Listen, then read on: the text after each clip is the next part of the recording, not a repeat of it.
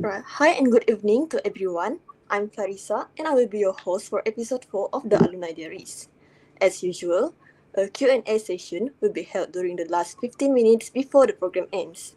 And now, I would like to invite our alumni to introduce himself to the audience. Hi everyone, my name is Chris Deng Vincent. I was an SPM taker at MS Muka in the year 2018. Currently, I'm taking my bar examinations, which is the exams for me to qualify as a lawyer. So I graduated from the University of Oxford last year after 3 years of studying law. So hopefully soon I'll be able to become a lawyer. So yeah. Alright. Okay, now we will move to the first question. So the first question is, how do you balance your time between social life, academic and extracurricular activities while being in a boarding school? All right, thank you for the question. So I think the unique thing about being in a boarding school is that social life is always settled for because I mean you wake up, you brush your teeth, you go to the shower with your friends, and you play football in the afternoon with your friends. So I think the social aspect you shouldn't be too concerned about. I mean, if you have like social anxiety, then be more confident with speaking to your friends, for example.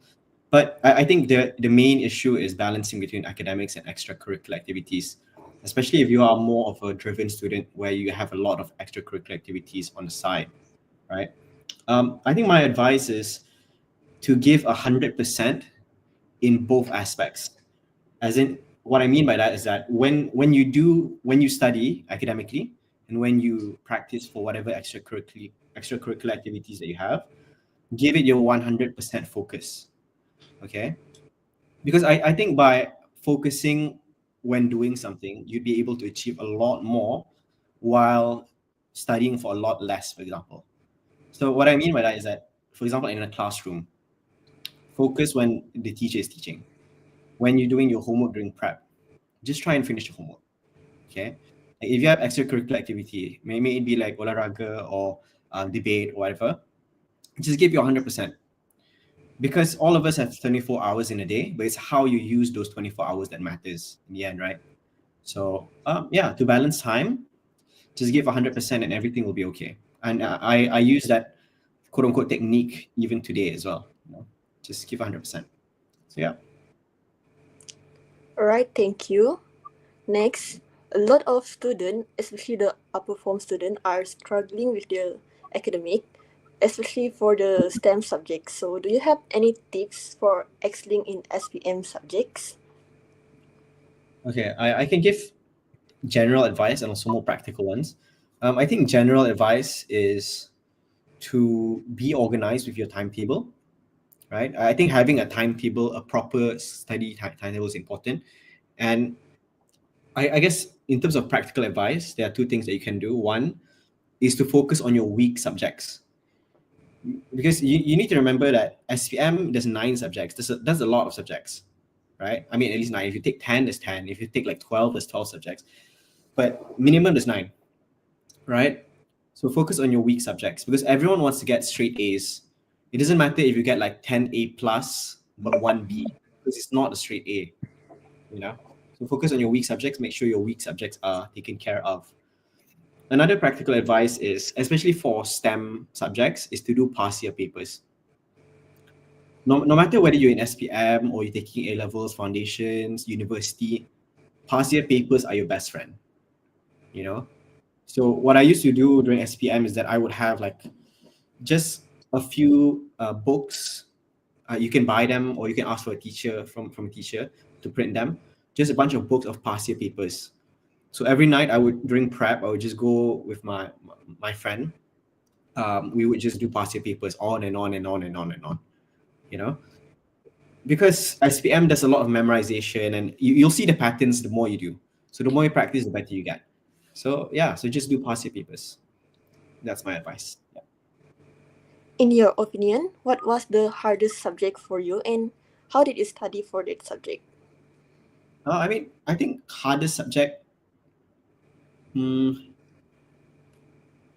probably at math.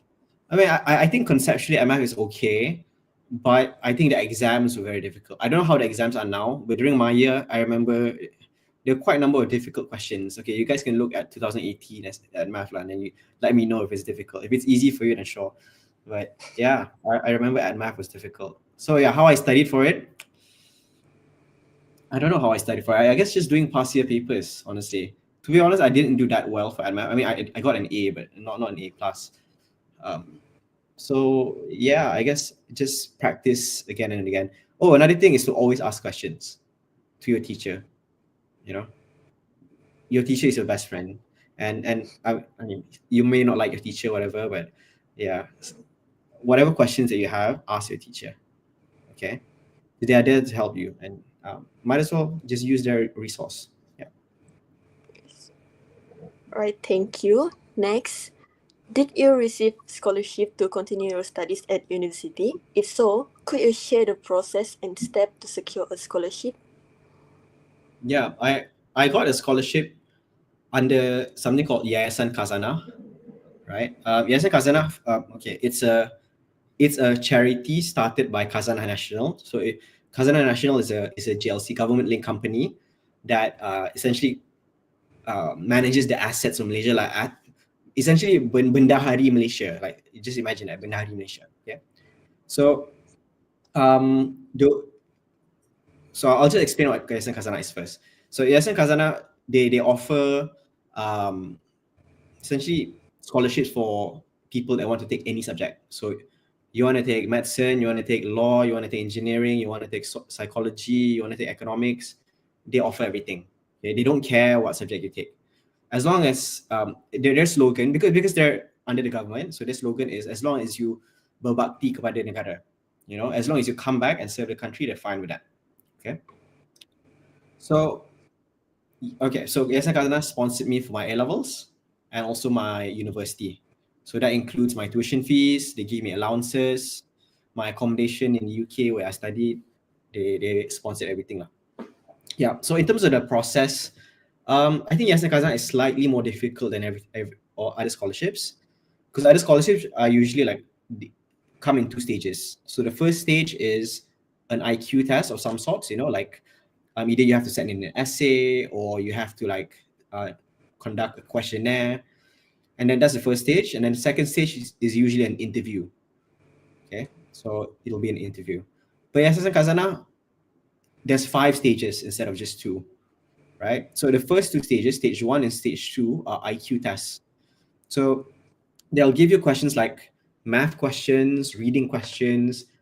There's also something called spatial questions where I mean, it's hard for me to explain, but they'll give you like boxes and like patterns, and you have to like guess the next pattern that comes along and stuff like that. And then the second stage, they'll ask more personality-based questions. So these are questions like, oh, if you are a leader in a group, what actions will you take to motivate your members? And they'll give you options. You know, and then they want to see whether you fit into that criteria. And then the third, fourth, and fifth stages are all interviews, and they're also physical interviews. And Yayasan Kazana, their headquarters is in KL. So I remember it was a bit difficult for me because I live I'm from Bintulu, so it's a bit difficult for me because I had to like go back and forth from KL. But yeah, it's just an interview process where they'll just see whether you are a good candidate to receive the scholarship. And I think being from Sarawak helps as well, because I mean they don't say it, but they love people from Sarawak and Sabah, of course, because in a weird way we are unique, and you know we are a diversity hire. I mean, they'll never admit that, but I do think that's the case. Yeah, so it helps. So use your Sarawak privilege as much as you can. Yeah, yeah. What type of question do they ask during the interview? And is there anything that you wish you had known earlier before applying for a scholarship? Because some people might find it overwhelming because there are a lot of scholarship to choose. It is overwhelming. It is overwhelming. I think you raised like two questions there, which is one, what questions did they ask in an interview, and second, like the overwhelmingness of interviews. I mean, of scholarships in general. Okay, I'll answer the second one first. There are many scholarships, more than I can count. You know, there's Bank Negara. I mean, the ones that I know, the more popular ones, Bank Negara, Kazana, JPA, JPA Mara, Mara. there's Petronas, the Shell, and so on, right? They first of all, you have to do your research. Like it or not, you have to put in the hard work and research and understand, because some scholarships they don't offer the course that you want. So, for example, I wanted to study law. I know Shell has a scholarship, but only for engineering, like chemical engineering and so on. And I didn't want that. Okay, so you need to do research, like it or not. If second option is that there are many NGOs or student-led initiatives that help you with scholarship applications.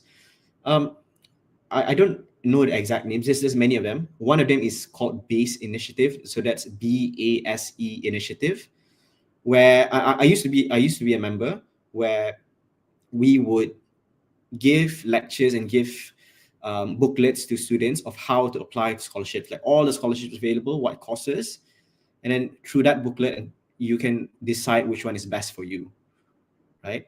So yeah, okay. So that's about scholarships. The first question was about what do they ask. So the type of questions that they ask depend on the scholarship that you apply for. Some scholarships do case studies where they'll give you an example of a situation, and then you have to answer. Like I remember I was given like I'll give you like an example. They'll give me like a booklet of something, right? And the booklet had like information about a restaurant, and they'll say like, okay, you have to open a restaurant in either Singapore, Thailand, or in Brunei. Okay.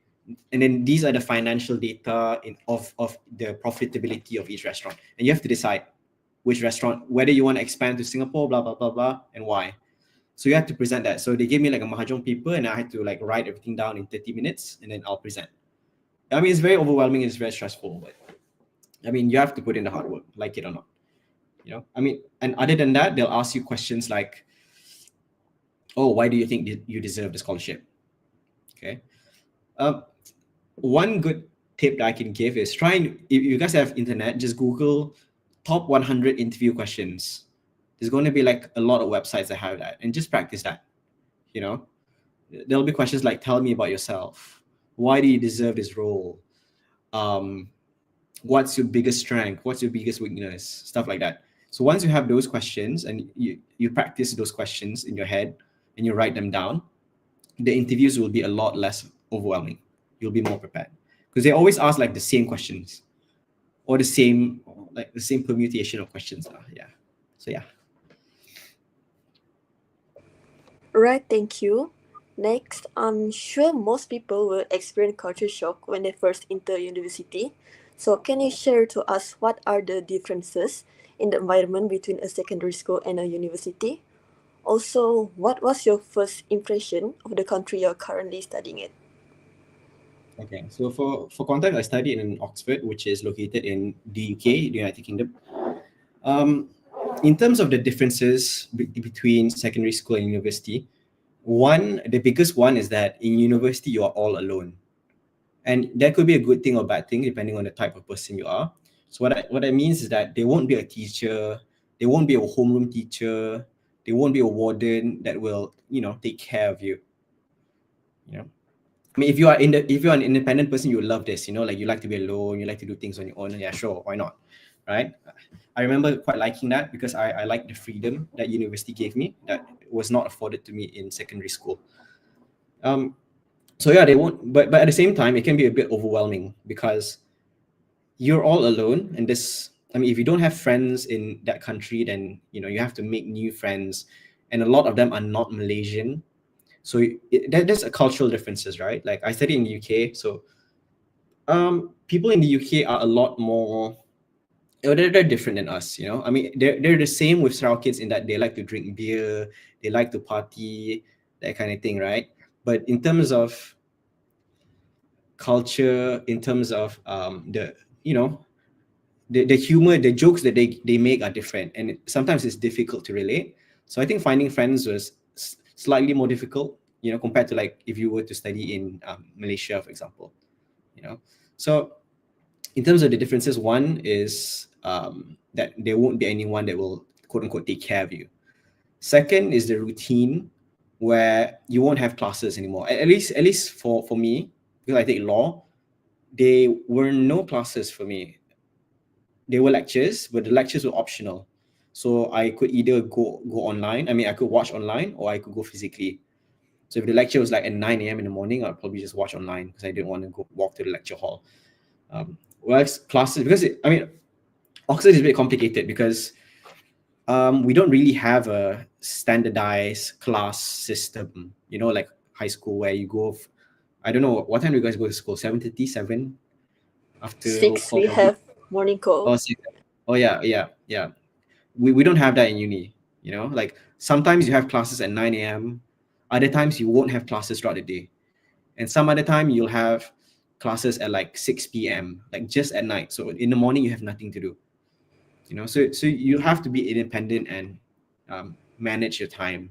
Like you have classes at 6, maybe you'll just go to the university in the morning, just to study in the library and catch up, stuff like that. I mean, university, you have to be a lot more independent. Yeah. And yeah, it could be very difficult, especially for Malaysians, I feel, because I think in Malaysia, right, what I notice is that we are very much pampered by our system, because we have teachers that care about us, and we also have a system where there's a lot of guidance. Like you have all these teachers that give past year papers or gives lectures. There's online resources, but university, you have to be resourceful and you have to be intelligent with how you get your information. So yeah, so it's a lot more difficult. It's a lot more difficult. Okay, you guys can do it, I Right. believe. Right. Thank you for the insight. Next, have you ever feel homesick? And how do you overcome the homesickness when starting university far away in another country? Yeah, I mean, everyone experiences homesickness. I think the best way to overcome homesickness is, one, to call your parents. I think it's very important to keep in touch with family. You know, that's something that I remind myself every day because I don't call my parents enough, and they like to remind me that I need to call more. So yeah, call your parents a lot because I think you as you grow older. I mean, I'm still 23 right now, but as you grow older, you get to appreciate family a bit more than you are as you when you're young now. And I think calling your parents and also appreciating their existence while hopefully they're still alive is something that's very important. And that's one way to overcome homesickness.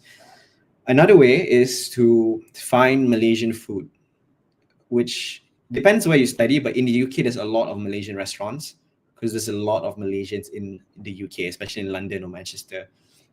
So yeah, try go and find some nasi lemak or whatever. Sure, it might be very expensive. One nasi lemak is like almost 100 ringgit, that kind of thing. But like once in a while, why not, right?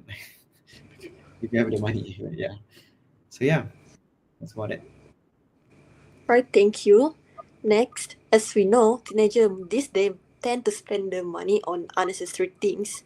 And from your social media, I also know that you travel a lot. So how do you manage your finances while being a university student? Yeah. Okay. So to manage your finances, right? This applies to university. You can even apply it now, like right now at when you're taking SPM, which is to create a budget for yourself. You know, like split your income into two categories. One is disposable income, and the other is savings. So disposable income meaning duit that you want to spend. Like like okay, I simpan, like for example, I get 1,000 ringgit. I know, okay, I'll simpan 20%, which is like 200 ringgit, and then my disposable income is 800 ringgit. So that one I will pakai for whatever I want. So, and then within your budget, you can create things that you will want to spend. Like for me, I created, I think around 4 buckets of things that I wanted to spend. So one is food slash essential items like shower gel or toothpaste, that kind of thing. Second is transport, because I'm from Oxford, but my girlfriend studied in London, so I had to like travel a lot, and that costs money. Dating costs money. So yeah, transportation. Third was rent as in like sewa rumah lah. So This is usually the largest portion of your rent. I mean, if your parents pay for it, then sure, you don't have to have this category. But because I got a scholarship and then I paid my rent on my own through my scholarship, so I had to have this category. And the fourth and another important one is just for your personal use or entertainment. We are all humans and we all want to spend stuff. And I like to travel. I like to, I don't know, like go drinking with friends. Like, sometimes you just want to have fun. And we're all human. We just want to have fun sometimes. So yeah, have a category for that. Because you don't want where, let's say tonight your friend ajak keluar, but you have no money allocated for having fun. Then you have to like take money from your food allowances, from your transport allowances, your sewa rumah, and then when the time comes for you to actually buy food, you don't have money. So make sure you budget things accordingly. And how much you put inside each category depends on the type of person you are lah. Like if you just like to eat rice and eggs, do like one egg is how much? Like, I don't know, 50 cent. Mangkuk nasi is what, 2 ringgit, for example.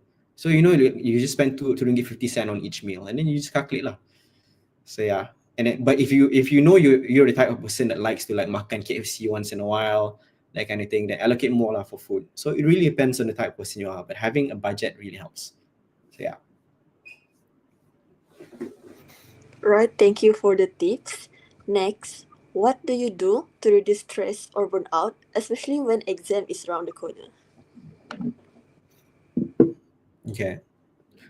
To reduce stress during exams, there's just one big advice, which is to prepare early. Just study early. A lot of stress and burnout from exams come because you are not prepared for the exam. Like during the exam itself, you have a paper tomorrow, but you're still studying tonight. That will cause an insane amount of stress, and that does not help your exam performance. Okay, so start early. I know you guys. I mean, I used to be like you guys. So I used to be very lazy to start early. And what I mean by early is like, SPM is in, for example, in December. You should start studying start of the year, like January. You already start studying already. I know that sounds like super early, like, oh shit, I still have to wakil sekolah in February, that kind of thing. But you don't have to like cow study, like, but just put some focus in. Because once October comes, November comes, December comes, you'll be a lot less stressed out because you've done the preparation. Another way, that's one, the most important one. Second is to find a hobby. Find something that you like to do and use that outlet to de-stress. Some people it might be sports, some people it might be video games, some people might be to just lepak or like go on walks, or do whatever you like to do, that, or watch a movie, for example. So find a hobby, things that you like to do. Yeah. A third one is to always find time to relax. I know like from my advice you think like, oh, life is so intense, you have to like work every day non-stop, but that's not true. Always find time to relax. At least an hour to 2 hours a day. Just allocate time to just do nothing. I mean, you could watch a movie, you could just like mind phone, take a TikTok, whatever, but just find time to relax. Because life is more than work. This life, I mean, work is important, but you have friends, you have families, and you have yourself to take care of. So remember that. Yeah. Right, next, could you explain in more detail about the course you're taking and also what inspired you to take law in the university? Right. So I took law in university. I just graduated. Um, so in more detail about the course. So I think you guys know what law is, right? It's undang-undang or perundangan, which is there's two parts of law, which is one is civil law and one's criminal law. Okay, you guys don't need to understand like the differences, but just to give context, is that criminal law is essentially everything that will put you in jail. If you kill someone, you are put in jail. If you sexually assault someone, you will be put in jail. Sure. But for example, if you talk ill to someone, contoh you tuduh someone that they are, I don't know, like a perompak, or for example, you tuduh dia orang, you fitnah lah, that person can summon you and then get money from you. That's not criminal. That's civil. So one is getting money from someone, and another is putting someone in jail. So that's the distinction between criminal and civil. So during your law degree, you'll study civil law and criminal law separately. So I mean, there's more to civil law. Criminal law is just one subject, but criminal civil law there's like I shouldn't curse, but there's a lot of subjects. So yeah, it's a very fun subject. You might think that it's just like memorizing undang-undang, or this undang-undang is this undang-undang is that. For me, it's not that at all. I used to think that undang-undang is very black and white. Macam, oh, if it's wrong, it's wrong. If it's right, it's right. If undang-undang says it's right, then it must be right. But it's not like that. I think undang-undang is very gray, which is why it's very interesting. Like if you guys watch Netflix, like Suits, for example, or you understand like why lawyers argue in court, like all the time. Like if law is right sometimes, then why do you have to even argue? You get what I mean? Like, why do you have to berlawan in court if there's a fixed answer to something? Well, the reason why you have to argue is because the law is gray, and sometimes you might not know who is right or who is wrong. So you have to defend yourself or defend someone else, or put someone in jail, depending on the side you're on. So yeah, that's law. I think it's very interesting. I mean, I want to be a lawyer, so I'm biased. But if you guys are interested, I think it's a very interesting subject. What inspired me? Uh, I don't know what inspired me. I think I used I used to like a lot of subjects. Like if you ask me what my favorite subject is, it would be very difficult for me to tell you, because I just like everything. Well, except some lah. Some I didn't like, but I like 90% of the subjects. And I felt like law gave me an outlet to study everything, because law is very dynamic subject. It's not, no offense to engineers out there, but like engineering, you'll be studying about physics, chemistry, mathematics, like how to build a bridge, like, oh, bentuk like this, like differentiation, integration, whatever, how to find the curvature, stuff like that. But law is not just, I mean, they could be some math, but it's not just that. It's not just reading. It's a lot of other things. Like, you have to speak in court. You have to read a lot of things. If you like reading, then it's fine. So yeah, I felt like it was a very dynamic subject, and it's not as boring as you may think it is. So yeah, so that's it. Besides being a lawyer, what else can we do if we take the course? Like, what other job can we do? Um, Besides taking being a lawyer, you can be okay. There's a few. I think being taking law is very good because you can be a lot of things. Because people like the skills that a lawyer brings. So to answer your question, right? Think of it in terms of skills, like what skills you get. So by studying law, you become more analytical. So what that means is that you know how to solve problems, and that is useful whether you want to be a lawyer, whether you want to work in a bank, whether you want to work in any firm. That helps. Okay, so think about it in terms of skills. But to answer your question more directly, one, you can become a lawyer. Two, you can be something called a consultant. Okay, so you learn this as you apply for jobs later on, but a consultant is, okay, the word consult means to minta nasihat, you know. So you are essentially a penasihat lah. So someone will pay you to for you to bagi nasihat to them. So for example, a big company like Apple will reach out to you like, oh, Chris, we want to expand our company to Bintulu. Like, oh, what should we do? Where should we book our store? And I'm like, oh, my advice to you as a consultant, my advice to you is that you should book out your kedai in like next to my house in Bintulu, that kind of thing. Like confirm laku kan. Like you'll give advice. And I mean, consultants make a lot of money. You can Google it how much they make. I won't say it here, but they make a lot of money, a lot more than lawyers, a lot more than engineers. I mean, if you care about money, yeah, sure. But yeah, so consultants, lawyers, you can also work in a bank.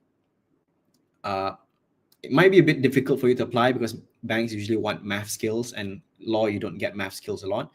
But you can become a banker if you're a lawyer. You can also become a teacher, professor. I mean, if you decide to take a master's and a PhD and so on. So yeah, I mean, yeah, you can be those jobs. Yeah, you can be those jobs. I can't think of anything else, honestly. But yeah, yeah. Alright, so this is the last question from me. What are your plans after graduating from university? Well, currently I have graduated. Currently I'm working as a paralegal at a law firm in KL. And at the same time, I'm taking my bar examinations. It's called Certificate of Legal Practice. So once I get the certificate, um, I'll be able to take something called a chambering. So after I finish my chambering, I become a fully qualified lawyer. So just to explain the process, is that a law degree is typically 3 years, right? It's 3 years, and then you have to take something called the Certificate of Legal Practice. So it's another exam. So it's another year. So it's 4 years. And then you have to take another year of work experience, which is something called chambering, where you'll be put under the guidance of a lawyer. And then within 9 months to a year, they'll teach you how to be a lawyer. So the amount of time that you want to be a lawyer takes 5 years, 3 years of uni, 1 year of bar exams, and another year of pupillage/chambering. That's what they call it. So yeah, I'm at the fourth year now because I just graduated university last year. So I'm now taking my certificate of legal practice. So next year I'll become a pupil via a chambering role, and then hopefully after that I'll become a lawyer. So yeah, so hopefully I pass my exams. It's in June. So yeah. Thank you. Okay, sorry, I can't. I think you're muted.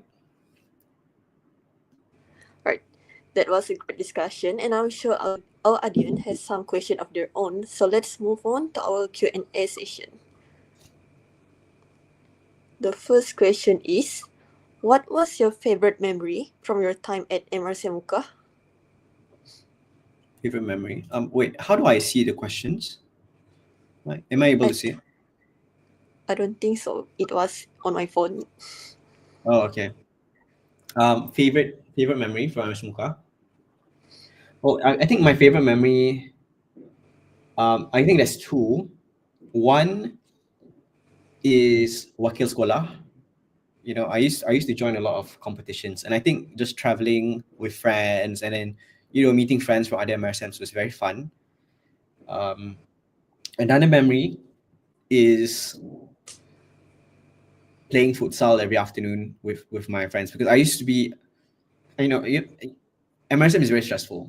Okay, MRSM is very stressful, and I used to look forward to sports riadah petang every day. I would go riadah every day, even if not hujan pun I would go riadah. And I would play futsal with my friends. And I remember there was this one time where the futsal goalpost, macam tiang goal futsal, was inside the tennis court, right? But the thing is, you can't fit the goalpost tiang goal through the tennis door because the tennis door is so small. So what we had to do, me and my friends, we had to carry the entire goalpost over the tennis court fence. You know, the tennis court fence, very Yes. tall, right? So we had to one of my friends would climb the tennis court and then we would lift the young goal over that one. And then just as we did that, the PK Ham at the time, Lalu, and he was a very garang man, and he would he had a reputation because he used to slap students and stuff like that. Yeah, he was a nice guy. I like him, but yeah, he used to slap people. But anyway, so yeah, and I was Badan Wakil Pelajar at the time, and then he saw that, and I was the one that organized people to do it because I just wanted to play futsal. I was like, and then he got mad, obviously, and I apologized to him, and then blah blah blah blah blah. So yeah, it was a funny memory because I used to love play futsal a lot, and I still play to this day.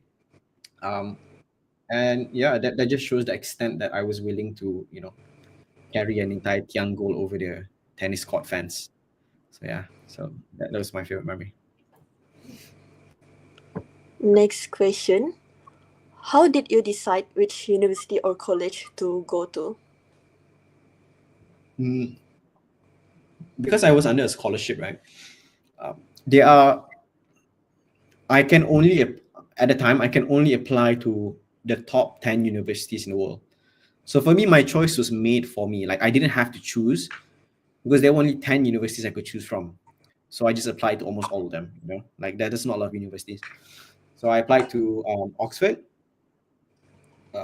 Okay, so for context, if you apply to Oxford, you can't apply to Cambridge, and if you apply to Cambridge, you can't apply to Oxford because they're like twins in that way. So I applied to Oxford, London School of Economics, called LSE, University College London, UCL, and also King's College London, or KCL, right? So those are so three universities in London and one university in Oxford. So those were the universities that I applied to. Um, but in terms of more general advice of how to choose a university is one, most importantly, try and think, do research what university is best for your subject, you know, because there are universities that are generally speaking not very good, but they are very good for your subject, you know, like for example, UM is very good generally, but they're not very good if you want to apply for, let's say, Dr. Haiwan, or if you want to study pertanian, you know. If you want to study those subjects, you better go to UPM, University Putra Malaysia, rather than UM. Sure, UPM ranking might not be as good as UM, but to align with you what your goals are, it's better to apply to UPM than UM. So think about that. So it's not just about ranking, but it's also where you'll be able to develop your skills the best. So yeah, so you have to do research. Depending on your course, it will be different. So yeah. Right, thank you for the tips. Next, what skills do you wish you had developed more during your school year? Ooh. For me personally, I wish that I learned how to. Okay, that's two lah. I wish I learned how to better talk to people. I know it sounds weird to you now, but in the real world, once you start working, fifth, it's not just about how hard you work or how smart you are. It's also about how good you are with people. And I'm not saying that I'm bad with people. I think I'm okay with people, but I wish I could be more, better with people in that sense, because it's not just how good your work is. It's also like, oh, whether the boss likes you, or whether you have a lot of colleagues that support you. Like to become let's say like you want to apply, you want to become a YB, you run for election. Whether you're good at your job or not, it doesn't truly matter. What matters is whether your constituents like you or not. And I feel like having the ability to persuade people is something that's very important in life. And I think you can develop this during SPM, like during your secondary school. You just try and talk to people who are older than you, because the way you talk to your friends is very casual kind. I'll slap my friend, or we'll like play and wrestle, that kind of thing, and then like I curse them or whatever, you know. But you wouldn't do that to a teacher or someone's parents or your parents. And depending on who that person is, you have to speak with them differently. If you're speaking to I don't know, like the Datu Sri Anwar Ibrahim, like he comes along, you have to call him Datu Sri. Or if like a sultan comes, you have to speak to him in a certain way. So just being comfortable in those situations is something that's very valuable. Yeah. Second, I wish I was more hardworking. This is very important. I think ever since secondary school, I've always been a very lazy person. And I've always found ways to be lazy. Isn't like because I'm so lazy to do something, I'll just find the most efficient way to do something. Because I'm like, I couldn't be bothered to do everything from top down. So I wish I was just more hardworking, because I have a lot of friends who would just sit at the library from 9 a.m. to 9 p.m. But I could never do that. I would wake up very late, and I'll go to lectures sometimes, you know, and that has worked for me 90% of the time. But sometimes you just have to be more hardworking, and you'll be rewarded for hard work. So yeah, so I wish I was more hardworking. Yeah. Right, thank you. I'm sure it can be hard sometimes talking to people, and yeah, we can be lazy sometimes. Next Yep. question. What has been your biggest challenge since study abroad? And what's something special about Malaysia that you wish people knew, more people know? Okay, Malaysia is the best country in the world. Okay, that's number one, right? The biggest challenge for me in the UK, I think, what is the biggest challenge for me? Um, I think it was probably getting used to a different education system, because one thing about the Malaysian education system, right? Like we always hear like, oh, Malaysian education system is so bad. Like, oh, we should follow Australia, we should follow UK, and to some extent, like, okay, whatever you agree or disagree, but it is very different. The way you study in the UK or in Germany or in France or in Spain or in Australia or in the US is different than how you study in Malaysia. I think in Malaysia there's a lot more memorization. Like you have to memorize stuff. Like if you tak hafal, then you won't score exam. But in the UK it's different because my lecturers did not want me to hafal. They wanted me to think and argue. I'm not saying like which one is better than other. That's not what I'm saying. I'm just saying it's a different style, you know, because I used to come to my classes having an answer. Like my cikgu would ask me a question and I'll like give an answer, but she wouldn't want a straightforward answer, but she wanted to see how I was thinking, my thought process. And I think like that was quite difficult for me to understand at first, that what matters is not the results but the process. Yeah, yeah. You'll understand as you go to uni. I mean, if you study in the UK especially. Um, One thing that's unique about Malaysia, I think everything is unique about Malaysia. One, one thing that you'll appreciate is that it's generally a safe country, because you think that UK is very maju and everything, right? But it's not a very safe place to be, or the US, for example. My wallet has been stolen from me twice. I mean, that's partially my fault, lah. I mean, I've been pickpocketed twice in London. Not a very fun experience, of course. Um, it's not a very safe place. I think KL is far safer, especially since you're driving a lot. You know, food in Malaysia is a lot better than in the UK or anywhere else. You know, sure, Malaysian food is very unhealthy, like everything got minyak or whatever, but it's good. If it's nice, it's nice. So yeah, so that's another one. And I don't know. I think more of a sentimental answer, but I think Malaysia is just home. A lot of people that go abroad, they never want to come back to Malaysia. Like, I have a lot of friends who study in UK. They just want to stay in the UK, and I don't blame them. Like you get paid a lot more, the weather is nicer there. Sure, if you like Malaysia, like very panas, hujan all the time. My rumah baru banjir itu, like Bintulu kan banjir. But anyway, yeah, so that kind of thing lah. Like you don't have that in the UK. Sure, you have storms every once in a while, but the weather is, sure, it rains, but it's also quite cool and nice. It's like Genting Highlands, but every day, that kind of thing. So it's I quite like the weather. So, but Malaysia is just home. You can't beat Malaysia. So yeah.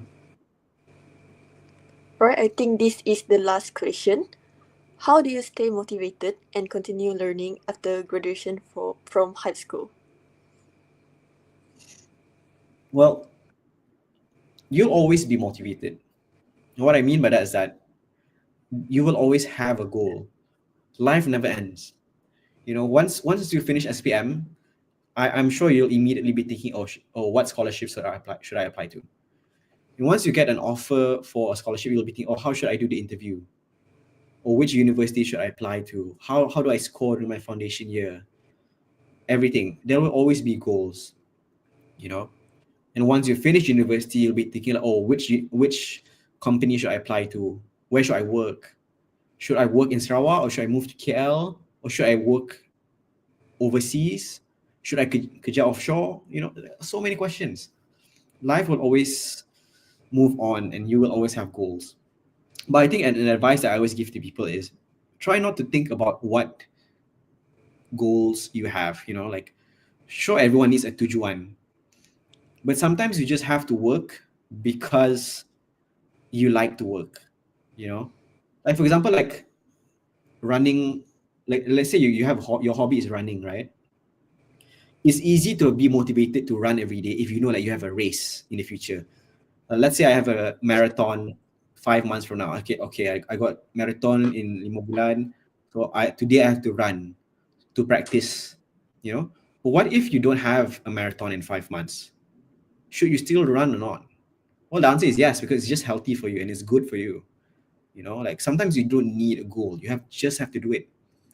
Because I feel that a lot when I study. It's like, oh, my exams are in 6 months. I mean, I can study in April, like 2 months before my exams, and probably pass. Sure, I might not do well, but I'll just pass. And but is that really the life that you want? You know, you really just want to be mediocre, ala alang. Sometimes you just have to love the process, and yeah, you just have to do it. Like, it's like praying, for example. Like, you go to church, you don't think that you want to go to heaven. Oh shit, I need to go to heaven. Kalau tak, I go to hell. That kind of thing. You go there because you think, okay, I'm a Christian, I'm a Muslim, I'm a whatever you are, and I need to pray because that's who I am. And sometimes you just have to do it. Yeah.